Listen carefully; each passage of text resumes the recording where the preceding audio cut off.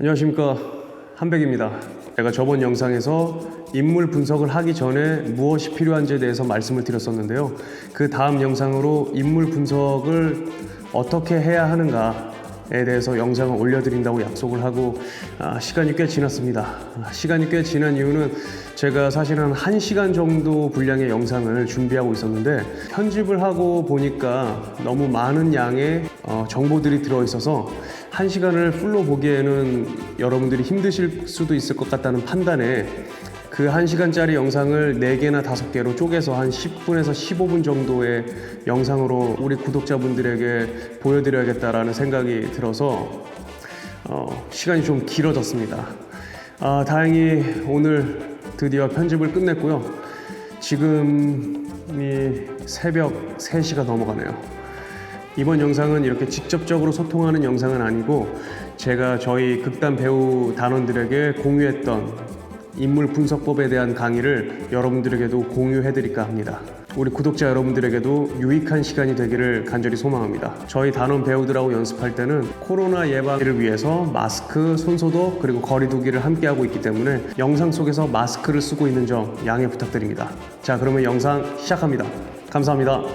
4년 동안 500씩 1년에 1000이지. 내가 4천만 원 냈는데 안 알려주더라.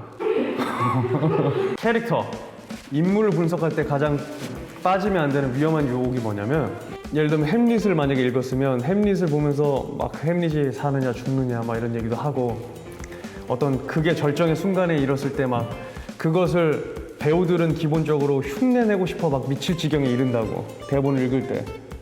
그게 가장 위험한 함정이에요. 거기서 빠져나와야 돼. 그게 틀이야. 거기에 갇혀버리면 그 이상의 것을 창조해낼 수가 없어. 그냥 그것은 여러분들의 첫 느낌일 뿐이야. 그래서 대본을 객관적으로 읽을 수 있는 능력이 있어야 한다고.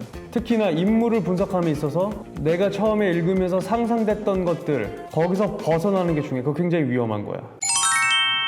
배우 훈련 집단 극단 배우는 사람들에서 주최하는 국제 배우 훈련 워크숍에 여러분들을 초대합니다. 워크숍에 대한 정보는 아래 게시물에 링크를 남겨두었으니까 살펴보시고, 다양한 세계적인 배우 훈련들을 많이 준비했고 유익하게 움직이면서 실전에 사용할 수 있는, 내 감각을 깨워줄 수 있는 그런 유익한 훈련들을 많이 준비했으니까요. 여러분들 많은 참여 부탁드립니다. 감사합니다. 인물을 대면할 때 나는 누구인가 라는 질문을 해야 돼요. 그래서 여러분들이 인물을 접근할 때 그는 누구인가, 그는 언제 어디서 태어났는가, 그의 성격은 어떤가 보다는 나는 누구인가, 나는 언제 어디서 태어났나, 나의 성격은 어떤가, 이렇게 관점을 달리해서 물어보는 게 굉장히 중요합니다. 그리고 훨씬 효과적이에요. 생각해보자. 영미의 1983년 동성마을, 그냥 객관적인 사실이야. 이거는 나에게 어떠한 영감도 주지 않아. 나에게 어떠한 창의적 상상도 주지 않아. 그렇지? 근데 만약에 나는 1983년 동성마을에서 태어났어. 이건 얘기가 좀 달라지지. 그럼 그 뒤에 새로운 질문들이 수없이 탄생하기 시작할 거라고. 나니까. 어떻게 보면 말장난인데 이걸 실제로 해보면 관점이 확 달라져요. 마음이. 결국에 이걸 하는 목표는 그가 그에 대해서 잘 아는 게 아니고 내가 나에 대해서 잘 아는 과정을 만드는 거야. 그리고 그의 뿌리를 만들어주는 게 아니라 나의 뿌리를 만드는 거야. 스스로에게 새로운 뿌리를 부여하는 거예요. 내 뿌리를, 나의 근간을. 그게 나의 목표야. 그리고 그것은 구체화돼야 돼. 그래서 배우는 맡은 역에 대해서 질문들을 끊임없이 하고 그 대답을 찾아내야만 한다는 것이에요. 쉽게 정리를 하면 작품 속에서 질문들을 찾고, 그리고 나라고 생각하는 동일시를 통해서 대답을 스스로 찾아내야만 한다. 그 대답을 찾아낼 때는 어떤 경험들을 사용할 것이냐, 내가 실제로 겪었던 나의 진짜 경험에서 갖고 올 것이냐, 혹은 상상을 통해서 가지고 올 것이냐, 혹은 진짜와 상상을 결합해서 가지고 올 것이냐 하는 그 문제, 그러니까 어떤 수단을 사용할 것이냐, 어떤 경험들을 사용할 것이냐에 대한 문제는 배우가 스스로 그것을 믿을 수 있고, 내가 필요할 때 그 경험들을 건드려서 내가 사용할 수만 있다면 아무래도 상관없다는 거예요. 그걸 진짜에서 가지고 오던 가짜에서 가지고 오던, 진짜와 가짜를 합치던. 예를 들면 어떤 거냐면, 극 속에서 나의 부모님이 갑자기 교통사고로 둘 다 돌아가셨어. 장례식장에서 나는 그걸 연기해야 돼. 그때 내가 느끼는 가장 큰 감정은 무엇일까? 당황스러움, 상실감, 공허함, 어떤 큰 상실감이겠지. 갑자기 확 나의 너무나 중요했던 나의 부모님이 확 사라졌으니까. 상실감과 슬픔, 뭐 여러 가지가 있을 거야, 그렇지? 근데 나는 실제로 내 부모님이 그렇게 돌아가셔 본 적이 없어. 그때는 어떻게 하냐, 이 질문들을 이제 배우들이 많이 하는데 내 진짜 경험이 아니잖아, 그건. 근데 내 진짜 경험이 아님에도 불구하고 내 진짜 경험에서 가지고 올 수 있는 게 뭐냐면 상실감, 슬픔, 혹은 내가 만약에 그냥 상실감이라고 생각을 해보자. 그럼 내가 인생을 살면서 상실감을 한 번도 못 느껴봤냐 이거야. 그럼 내 인생에서 상실감을 느꼈던 적은 언제지? 그 순간을 떠올리면서 그때의 상실감을 상상해 보는 거지. 혹은 예를 들면 이런 거야. 내가 키우던 반려견이 2년 전인가 죽었거든. 안락사 시켰어. 그때 너무 슬펐거든 나. 그리고 반려견이라는 건 그렇잖아.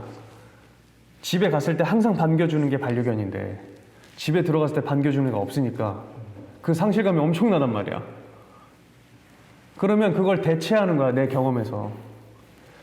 내가 반려견에서 느꼈던 그 상실감이라는 감정을 가지고 와서 바꿔버리는 거야. 상실감이라는 건 똑같으니까.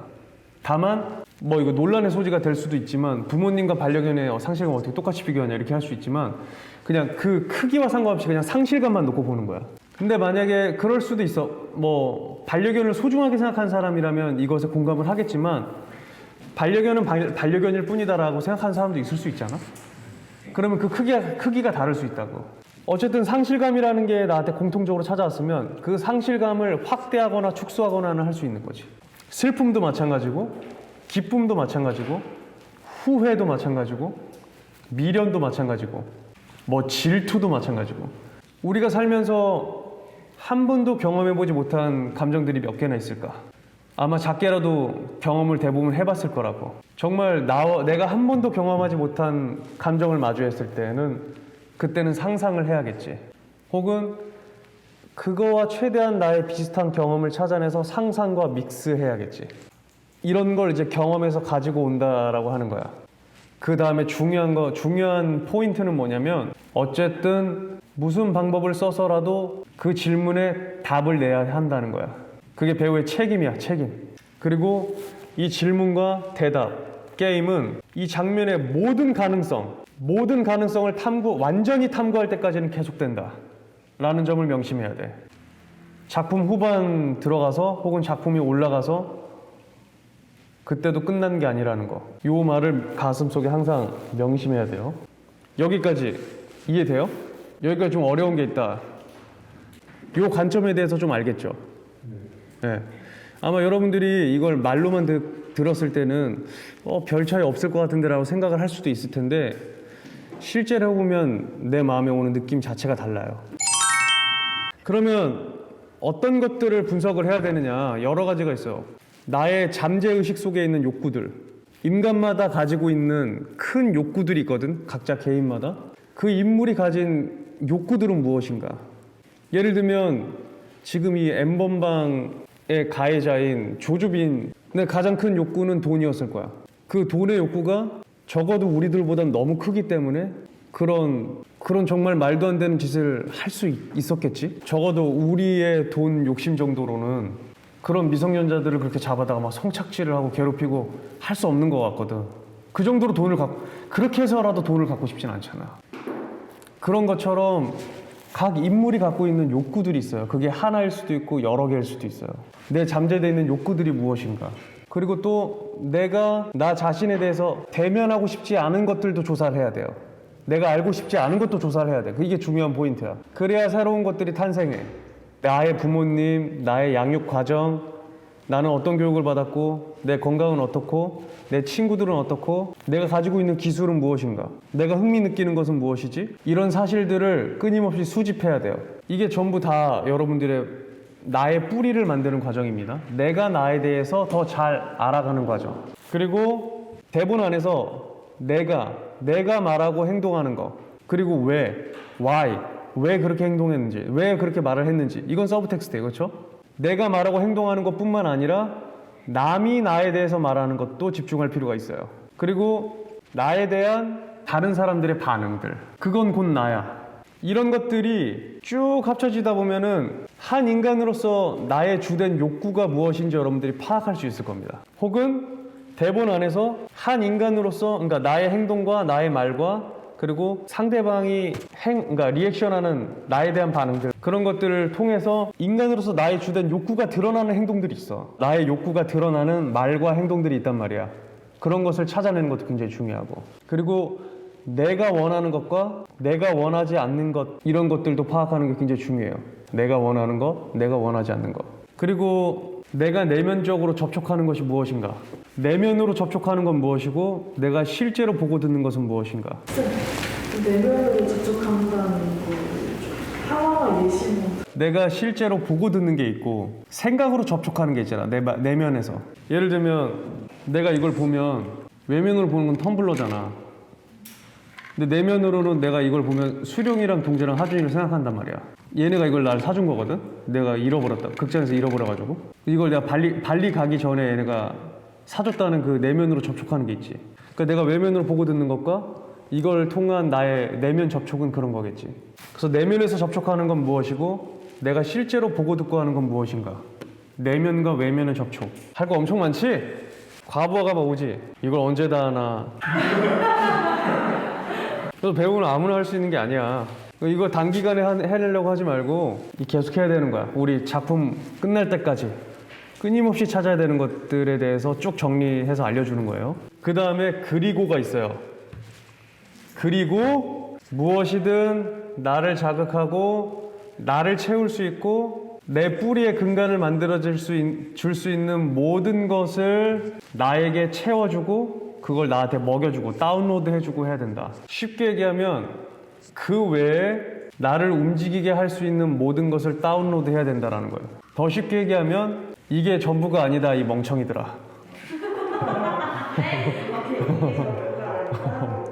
이거는 아주 기초에 불과하다. 끝난 줄 알았지 힝, 이런 느낌인 거예요. 최소한 이 정도의 작업을 하면 내가 행동하는 이유들, 그 내가 행동하는 동기를 여러분들이 이해할 수 있게 될 거예요. 그것을 이해한다는 것은 나의 존재가 생기기 시작한다는 거지. 그리고 그 뿌리가 만들어짐으로써 나의 존재에 대해서 믿음을 갖게 되는 거지. 그래서 배우가 그 인물에 대해서 믿음이 생기면 안정감을 느낄 뿐만 아니라 자신감이 생기고, 배우가 자신감을 가지면 연기가 자신 있어지고, 자신 있는 연기는 관객들로 하여금 믿게 만든다. 그래서 여러 가지를 여러분들에게 알려드렸는데 여러분들이 할 거 굉장히 많지만 반대로 좋은 관점으로 생각을 하면 이걸 내가 안 알려줬다고 생각해봐. 여러분들 스스로 인물 분석해와. 어떤 걸 해야 되나요?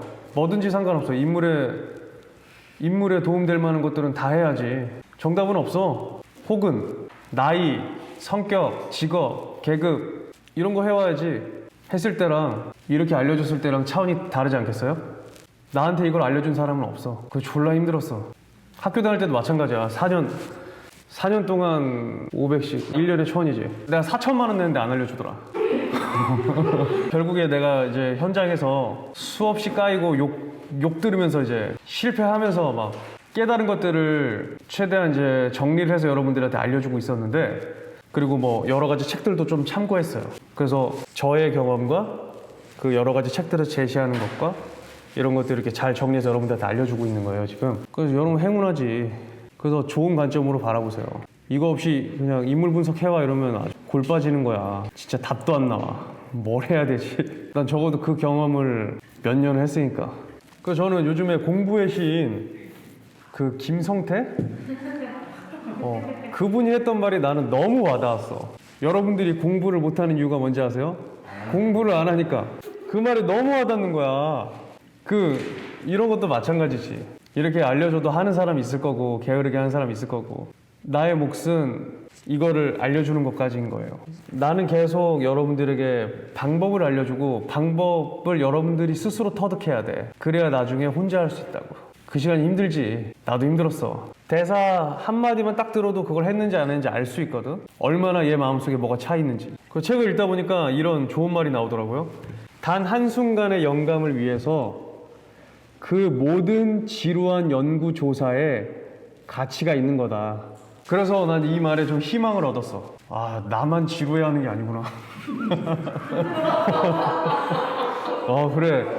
세계적으로 다 지루해 하는구나, 이 부분은. 배우가. 거의 모든 배우가 이 부분을 지루해하고 힘들어 하는구나.